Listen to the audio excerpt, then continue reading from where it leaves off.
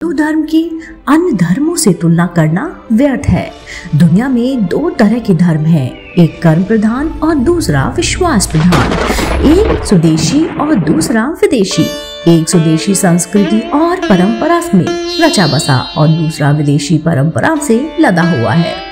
अब ये समझना या समझाने की बात नहीं है कि मूलन हिंदू, बौद्ध, जैन और सिख धर्म तीनों का ही एक ही मूल से जन्म है।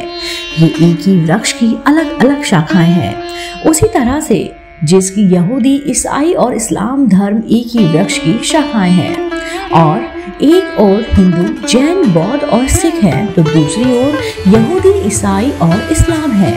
ये दोनों ही दो विपरीत छोर हैं। निश्चय ही सभी धर्म में एक जैसी बातें होने के लिए इन दो तरह की धाराओं में आप ऐसे श्लोक, आयात या छंद निकाल सकते हैं जो कि बिल्कुल मिलते जुलते हैं। ऐसा आप इसलिए कर सकते हैं क्योंकि आप धर्मों के बीच एकता चाहते हैं।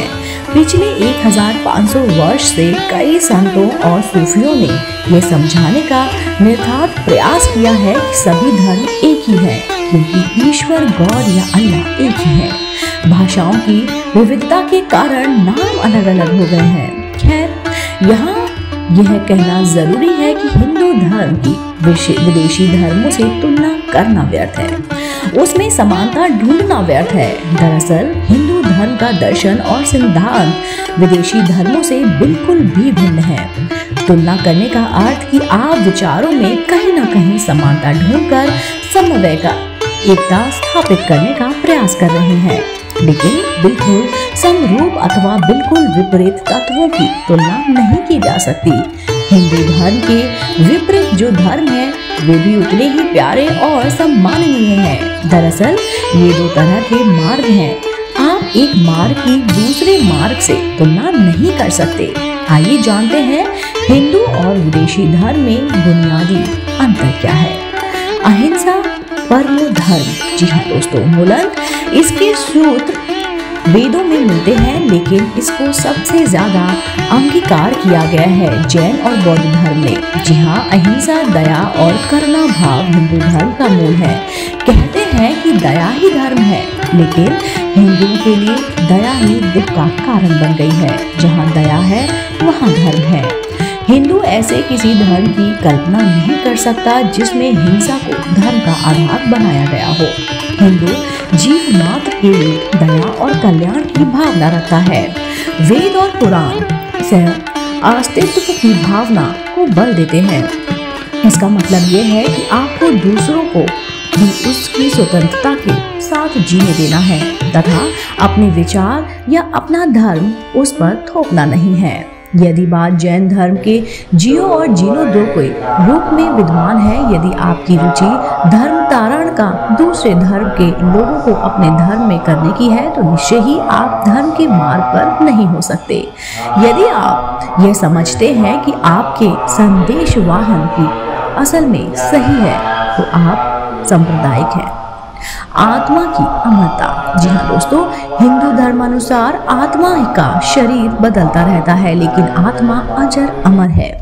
आत्मा मनुष्य की आकृति में भी है और पशु की आकृति में भी है। प्रत्येक प्राणी में आत्मा है। आत्मा अर्थात वह स्वयं जिसने शरीर धारण कर रखा है। आत्मा का कोई आकार या प्रकार नहीं होता, सभी में एक जैसी ही आत्मा रहती है। इस तरह करोड़ों अरबों आत्माएं सशरीर और अशरीर रहकर इस ब्रह्मांड में विचरण कर रही हैं।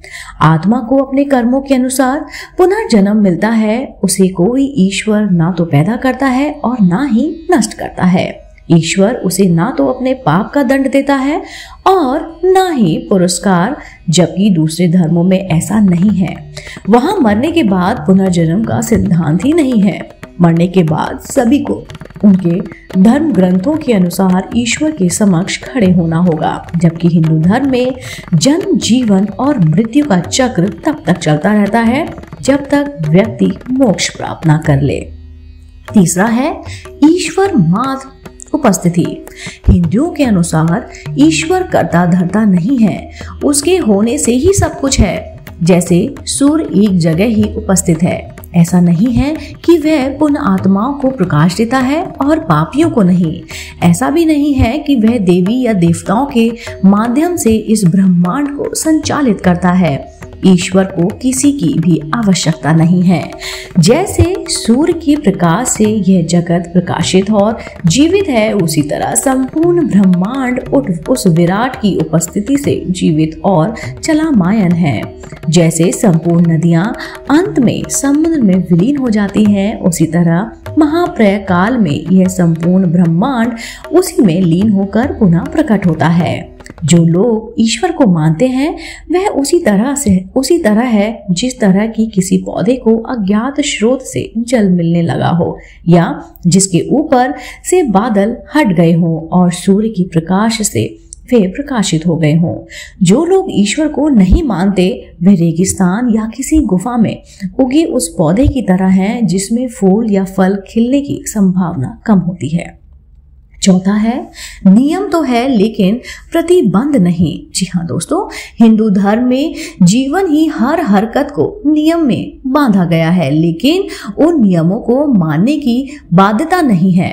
बगैर सिला एक ही वस्त्र पहनकर मंदिर में जाने का नियम है, लेकिन इसके लिए कोई बाध्यता नहीं है। प्रत्येक व्यक्ति में भगवान होने की संभावना छुपी हुई है, इसलिए उसे धर्म संबंधी अपने दर्शन को अभिव्यक्त करने की छूट है। इसलिए हिंदू धर्म में हजारों दार्शनिक हैं। जी हाँ, दार्शनिक हैं। उन धर्मों से कई अन्य धर्मों की उत्पत्ति होती गई और हजारों संप्रदाय बनने लगे। सभी वेद पर कायम है। जो वेद सम्मत नहीं है वह हिंदू धर्म का हिस्सा ही नहीं है। इसलिए हिंदू धर्म किसी एक व्यक्ति द्वारा प्रतिपादित सिद्धांत मात्र ना होकर अनेकानेक व्यक्तियों के दर्शन और अंतर्ज्ञान का सामूहिक प्रतिफल है, जो हजारों सालों में परिमार्जित हुआ है। वेद किसी एक ऋषि की देन नहीं है, लगभग 400 से अधिक ऋषियों का ज्ञान उसमें संग्रहित है।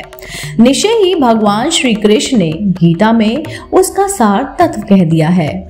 यदि आप गीता को पढ़ेंगे तो उसमें आपको किसी भी प्रकार का नियम, कानून या फिर परंपरा के पालन करने का बोध नहीं बताया गया है। वहाँ तो विशुद्ध ज्ञान है जो कि आपको सत्य से परिचित कराता है और आपको आपके जीवन का महत्व बताता है। धार्मिक किताबों में कानून नहीं है, ड्रेस कोड नहीं है। हिंदू धर्म के अनुसार व्यक्ति का आत्मिक विकास महत्वपूर्ण होता है, इसलिए व्यक्ति स्वतंत्रता महत्वपूर्ण है उसके लिए। उन लोगों के लिए खान पान पर प्रतिबंध है जो कि परिव्राजक, सन्यासी या मुमुक्षु है। सांस्कारिक लोग कैसे कपड़े पहनते हैं, कैसा भोजन करते हैं और क्या पीते हैं क्या नहीं, इस पर कोई कड़ी प्रतिबंध नहीं है। सिर्फ एक सुदेश और संदेश है कि क्या खाने या क्या पीने से क्या नुकसान हो सकता है या कैसे कपड़े पहनना चाहिए जिससे कि अच्छे भावों का विकास हो सके। हिंदू धर्म मूलन आपके निजी जीवन में दखल नहीं देता। चौथा है, सत्य निरपेक्ष और सापेक्ष नहीं। जी हाँ दोस्तों, हिंदू धर्म में सत्य को निरपेक्ष माना गया है, अर्थात सत्य इसलिए सत्य नहीं है कि वह किसी आप्त पुरुष या फिर ईश्वर द्वारा कथित है, अपितु वह अपने आप में सत्य है, इसलिए आप आप्त पुरुष से सत्य को कथित किया गया है। यदि कोई आप्त पुरुष सत्य को असत्य करार दे तो उसे सत्य सत्य ही रहेगा, ना कि वह असत्य हो जाएगा। इसके विपरीत अन्य गैर हिंदू धर्म में सत्य को सापेक्ष माना गया है।